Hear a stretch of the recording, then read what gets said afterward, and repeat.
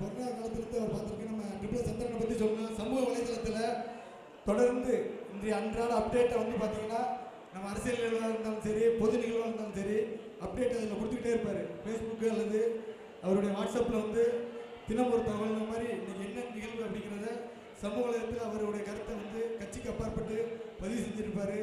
அந்த வகையில் இந்த கருத்தரங்கத்தில் அவருடைய உரை சிறப்பாக அமைய அவரை பேச வருமாறு அன்புடன் அழைக்கிறேன். சென்னையில் வாழும் கடம்பூர் இந்து நாடார் உறவினர் மகமை பரிபாலனத்தின் 65வது ஆண்டு பொதுக்குழு கூட்டத்திற்கு தலைமையேற்றி நடத்தி கொண்டிருக்கும் நமது மகமை பரிபாலனத்தின் தலைவர் அவர்களுக்கும் மற்றும் பொதுச் செயலாளர் பொருளாளர் அவர்களுக்கும்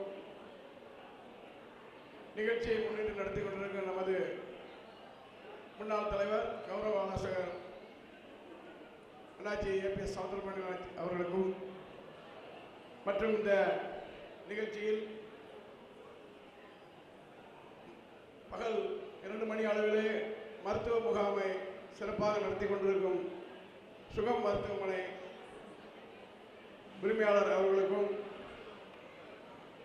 மற்றும் இங்கே திரளாக வருகை புரிந்து நமது ஆண்டு பொதுக்குழுவிலே என்ன நடைபெறுகிறது, நிர்வாகிகள் கருத்து, சிறப்பு அழைப்பாளர்கள் கருத்து அனைத்தையும் கேட்பதற்கு ஆவலுடன் காத்திருக்கும் நமது உறவினரை சொந்தங்களுக்கும், கடம்பூரிலிருந்து வருகை புரிந்துள்ள தலைவர், செயலாளர், பொருளாளர் அவர்களுக்கும், கோவில்பட்டி உறவினரை தலைவர், செயலாளர், பொருளாளர் அவர்களுக்கும் மற்றும் அனைத்து நிர்வாகிகளுக்கும் என் முதற்கண் வணக்கத்தை தெரிவித்துக் கொள்கிறேன். நமது இந்த பொதுக்குழுவிலே கட்டிடக்கலையை பற்றி அதில் உள்ள இடர்பாடுகள் கடந்த காலங்களில் எப்படி இருந்தது, இப்பொழுது எப்படி இருக்கிறது என்பதை அருமையாக எடுத்து வைத்தார்கள். அந்த காலங்களில் உள்ள கஷ்டங்கள், இப்பொழுது உள்ள கஷ்டங்கள் எப்படி என்றால், கிட்டத்தட்ட 30 வயதிலே இன்றைய தினம் திருமணம் ஆகின்ற நமது குழந்தைகள் திருமணம் முடிந்தவுடனே ஒரு வீடு வாங்க வேண்டும் என்ற எண்ணத்திலே தான் இன்றைய தினம் திருமணம் முடிக்கிறார்கள். பெண் மாப்பிள்ளைக்கு தனியாக வீடு வேண்டும், வீடு இருந்தால்தான் என்னுடைய பெண்ணை கொடுப்பேன் என்று மணமகள் வீட்டார்கள் சொல்வது இன்றைய தினம் எல்லார் வீட்டிலும் நடக்குது தானே. அப்போ வந்து வீடுங்கிறது ஒரு வாழ்வாதார பிரச்சனை. நாங்கள்லாம் அந்த காலத்தில் வந்து சென்னையில் வந்து தொழில் பண்ணால் போதும், தொழில் பண்ணுறதுக்கு நம்ம அங்கே வரணும் அப்படிங்கிற ஆர்வம் தான் அந்த நேரத்தில் இருந்தபடிய உடனடியாக வீடு வாங்க வேண்டும் என்ற எண்ணமே கிடையாது. அதே போல் பார்த்தீங்கன்னா இன்றைய தினம் பல மில்லியனர்கள், கிட்டத்தட்ட 1 மில்லியனுக்கு 10 லட்சம்னு நினைக்கிறேன், ஒவ்வொருவருமே இருக்கிறவங்க ஒரு குறைந்தது ஒரு 50 மில்லியன் குறையாம இருப்பாங்க. நான் ஏன் இதை மில்லியன் சொல்றேன்னா, அண்ணாச்சி அவர்கள், தாமோதர் அண்ணாச்சி அவர்கள் ஜென்சியை பற்றி பேசினாங்க, சிறப்பாக இருந்தது.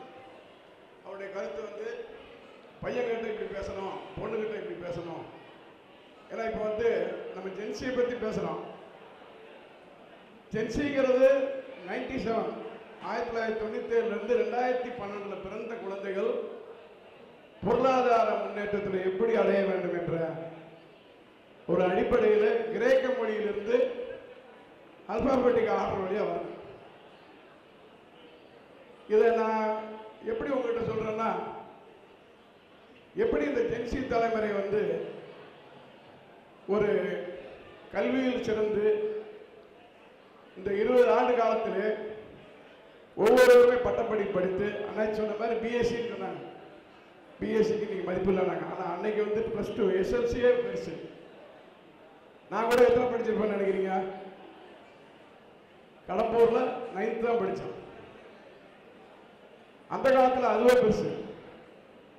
கிட்டத்தட்ட நம்ம உறவினரை ஸ்கூலில் பார்த்தீங்கன்னா மதிய உணவு போடுவாங்க. அப்போ தம்பி ஜெயக்குமார் அவர்கள், டாக்டர் அவர்கள் சொன்ன மாதிரி ஒரு பிரேயர், பகுத்துண்டு பள்ளியை முதல் நூலோர் தொகுத்துண்டு தலையில் கூட, அப்படி இப்படிப்பட்ட பிரேயர் தினசரி அந்த இடத்துல நம்ம பள்ளியில சொல்லி அதுக்கப்புறம் தான் நம்ம உணவு அருந்துவோம். பசித்தவர்களுக்கு உணவளியுங்கள் என்று வள்ளலார் அவர்கள் சொல்லியிருக்கிறார். அந்த வகையிலே நாம் யாருக்கும் சளைத்தவர்கள் என்று எண்ணத்திலே அனைவருமே ஒரு உறுதி போட்டு தங்களால் முடிந்ததை கிட்டத்தட்ட பார்த்தீங்கன்னா கடம்பூர்ல ஒரு 50 பேருக்கு வயது முதிர்ந்த முதியோருக்கு அவர் எஸ்ஏடி தங்கப்பனார் அண்ணாச்சி பழைய பொதுச் செயலாளர் அவர்கள் நினைவாக இன்று வரை கொடுத்துக் கொண்டிருக்கிறார்கள். கிட்டத்தட்ட 3 ஆண்டுகளாக. இது ஒரு அதாவது எல்லாருமே செய்ய முடியாது, ஒரு சாதனை தான். இந்த சாதனைகள் எப்படின்னா ஒவ்வொரு தெருவிலையும் தொடரணும்.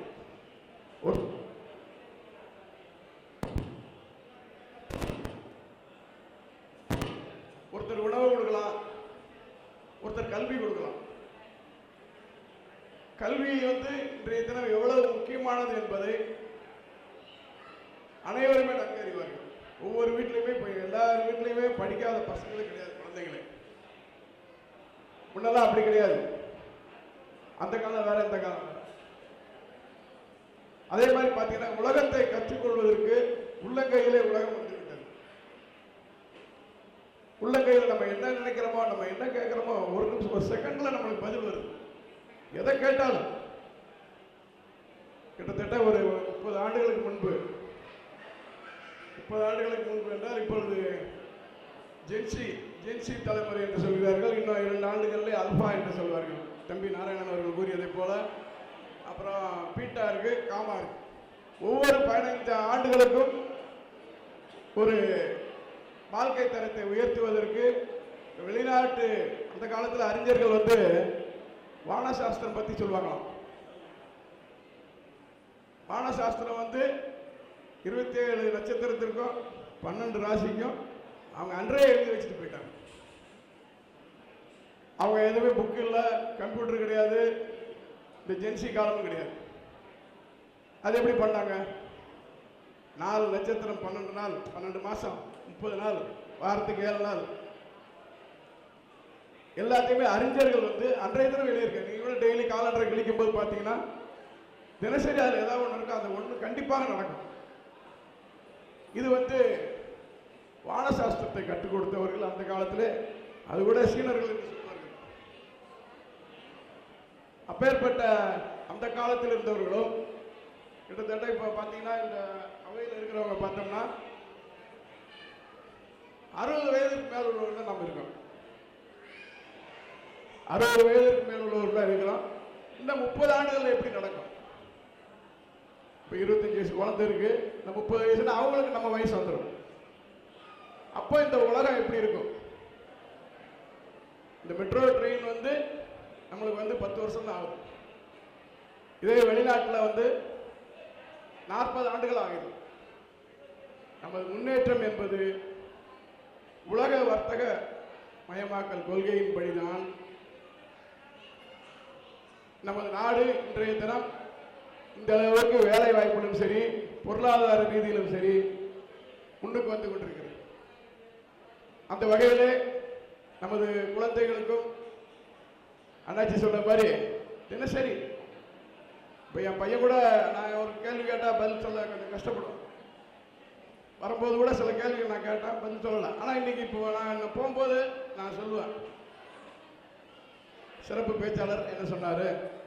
அவர் சொன்னார், ஏதாவது ஒரு கருத்து நம்ம எடுத்துக்கலாம். நம்மளுக்கு முடிந்தவரை நாம் குழந்தைகளிடம் அன்பு காட்டும் விதம், அவர்கள் எப்படி நடக்க வேண்டும், நாமும் எப்படி நடக்க வேண்டும் என்பதை எளிய முறையில் அவருக்கு இன்னொரு 1/2 மணி நேரம் கொடுத்தோம்னா இன்னும் நல்லா பேச சொன்னாங்க அண்ணாச்சி. இன்னும் நம்மளது சொந்தங்கள் நிறைய வர வேண்டும். அவர் சொற்பொழிவுகளை நாம் பொதுக்குழு மட்டும்தான் கேட்க வேண்டும் இல்லை, இடையிலே, ஏன்னா நம்ம மண்டபம் தான், நம்ம மண்டபத்துக்கு வாடகை கொடுப்பதெல்லாம் நம்மளுக்கு தான். அவர்களை அழைத்து இதே போல கடந்த ஆண்டுகளை பார்த்தால் கல்விக்காக திரு செல்வகணேஷ் அவர்கள் ஒரு கூட்டத்தை ஏற்பாடு செய்தார்கள். அதே போல ஒவ்வொரு ஒரு 6 மாதத்துக்கு ஒரு முறை பயிற்சி பட்டறை மாதிரி, அரசியல் கட்சியில் பார்த்தீங்கன்னா பயிற்சி பட்டறைன்னு போடுவாங்க. எப்படி பேசணும் பேச்சாளர், அவர்கள் மக்களை கவரும் விதமாக எப்படி பேச வேண்டும், அப்படிப்பட்ட ஒரு சொற்பொழிவிற்கு ஒரு கூட்டத்தை போட்டு அவர்கள் சொல்வார்கள். அதே போல் நமது சங்கத்திலும் அதை ஒரு 6 மாதங்களுக்கு ஒரு முறை அனைவரையும் அழைத்து, இப்போ பார்த்தீங்கன்னா முந்தா நாள் விளக்கு பூஜைக்கு ஒரு 500 பேர் லேடிஸ் வந்திருந்தாங்க. 500 மகளிர், அதாவது நமது உறவின்முறை சொந்தங்கள், அவருடைய அந்த விளக்கு பூஜை வந்து அவருடைய ஒவ்வொருவரும் திரும்பும் பொழுது எப்படி உள்ள வராங்களா, வெளியே போகும்போது எவ்வளோ சந்தோஷத்தில் போனாங்கிறது அவங்களுடைய முகத்தேவத்தை தெரிந்து கொள்ளலாம். ஏன்னா நம்ம சித்திரை மாதம் ஊரில் பார்க்குறோம் எல்லாரையும், அதோட ஆடி மாதம் விளக்கு பூஜைக்கு பார்க்குறோம். இதுதான் நம்ம சொந்தங்களை பார்க்குறோம். இந்த வாய்ப்பு வந்து அடிக்கடி அமைக்க வேண்டும். அதே மாதிரி 2 ஆண்டுகளுக்கு ஒரு முறை ஆண்டு விழா, 3 ஆண்டுகளுக்கு ஒரு முறை நாம் வைத்துக் கொண்டிருக்கிறோம். அதையும் தொடர்ந்து செய்ய வேண்டும். மேலும் நான் சொல்வதை போல அந்த காலத்திலே புத்தகம் படிப்பதற்கு பல மணி நேரங்கள் செலவிட்டு புத்தகத்தால் நம்ம மூளையில ஏற்றி வைப்போம். இன்னைக்கு எதுவுமே தேவையில்லை. அப்பேற்பட்ட காலங்களில் நாம் வாழ்ந்து கொண்டிருக்கிறோம். நமது குழந்தைகளுக்கு நல்லதை எடுத்து சொல்ல வேண்டும். குழந்தைகளும் நமது, அதாவது நம்ம ஜென்சி அப்படின்னு ஒரு பெருமிதம் கொள்ளாமல், ஜென்சிக்கு முன்னாடி உள்ள காலத்தில் நமது தாய் தகப்பன் நம்மளை எப்படி வளர்த்திருக்கிறார்கள் என்பதை எல்லா உறவின்முறை இளைஞர்களும் சொந்தங்களும் உணர வேண்டும். அதுதான் நமது எதிர்கால வாழ்க்கைக்கு ஒரு லட்சிய பயணமாக இருக்கும் என்பதை இந்த நேரத்தில் கூறிக்கொண்டு, சார் பேங்க் வங்கி சரவணகுமார் வச்சு சொன்னாங்க, 65 ஆண்டு காலம் ஒரு இயக்கத்தை, ஒரு உறவின்முறை கட்டி காத்து மேலும் 100 ஆண்டு கொண்டாடும் பொழுது இங்கே இருக்கிற இளைஞர்கள், இங்கே வராத இளைஞர்கள், அவர்கள் கையில் தான் இந்த பொறுப்பு இருக்கும். அப்பொழுது அவர்கள் நமது உறவின்முறையின் வளர்ச்சிகளை எல்லாம் பற்றி தெரிந்து கொள்வதற்கு ஒரு புத்தகமாக வெளியிட்டு, இல்லை ஒரு யூடியூப்ல ஒரு தயார் செய்து எந்தெந்த காலகட்டங்களில் என்னென்ன நடந்தது நிகழ்வுகள் என்பதை ஒவ்வொருவரும் அறியும் வண்ணம் எல்லார் வீட்லேயும் இருப்போம். எல்லாருக்கும் எல்லா செல்போன்லையும் அந்த யூடியூப்ல நம்ம உறவின்முறையை பற்றிய தொகுப்புகள் இருக்க வேண்டும். ஏனென்றால் இதுதான் எதிர்கால சந்ததியினருக்கு நாம் செய்து கொடுக்கும் அரிய முயற்சி. சங்கத்தை பற்றிய எண்ணங்கள், ஏனென்றால் இப்போ தான் பார்த்தீங்கன்னா திருவிழாவுக்கு எக்கச்சக்கம் பேர் வராங்க குழந்தைங்க.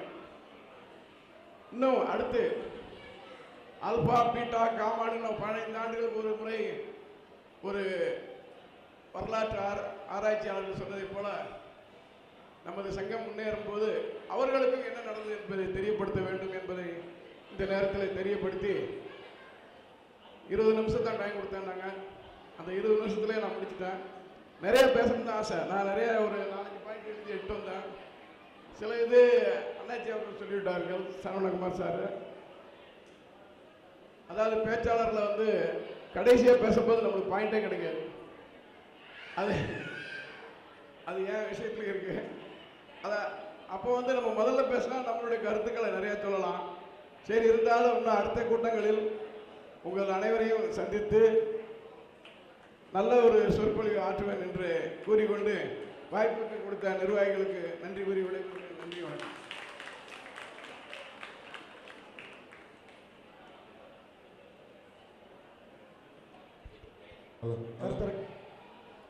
கருத்தரங்க நிகழ்ச்சியில் சிறப்பாக உரையாற்றிய நமது உறவின்முறையின் செயலாளர் மரியாதைக்கு பார்க்கிற அன்பு கேப்டன் ட்ரிபிள் சந்திரன் அவர்களுக்கு நமது உறவின்முறையின் தலைவர் சி முத்துமாரி பொன்னாச்சி அவர்கள் பொன்னாடை அணிவித்து உறவின்முறையின் பொருளாளர் வி எம் பாஸ்கர் அவர்கள் நினைவு பரிசு வழங்கி சிறப்பு செய்கிறார்கள்.